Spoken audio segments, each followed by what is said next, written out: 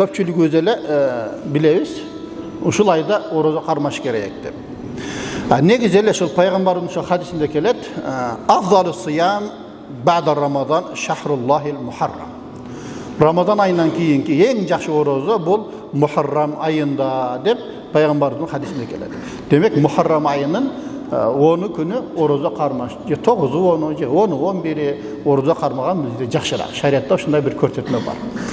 Анткени пайгамбар саллаллаху алейхи вассалам Мадина шаарына барды. Мадина шаарына барганда ошо яһудилердин, еврейлердин орозо кармаганын көрүп калат экен да.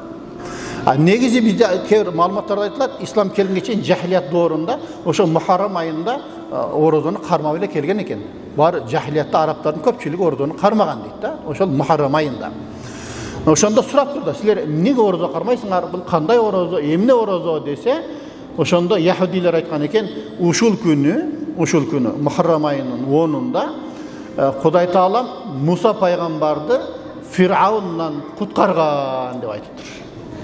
Муса пайгамбарды Фир'аундан куткарган дептир. Фараондан билесиздер. Ошондо бүт аскерлери менен Муса алейхиссалам куткарылып туруп, ким? Фир'аун чөгүп кеткен деңизге. Аны билесиздер тарыхын. Ошондо Фир'аун Мусанын Кудайына ишендим деп айткан экен дейт да, баягы жерде. Ошол себептен биз айтат, баягы эмне жаның тамагыңа келип калган убактагы тобоң кабыл болбойт дейт да, баягы жерде. Ошондо өлүмдү сезгенде тобо кылсаң, ал тобоң кабыл болбойт дейт да.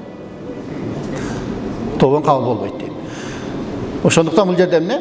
Пайгамбарыбыз айтты, силер Муса алейхиссаламды Кудай Таалам куткаргандыгы үчүн ордо кармап жаткан болсоңор, анда Муса пайгамбар үчүн ордо кармоого силерге караганда мен укуктууракмын, татыктууракмын.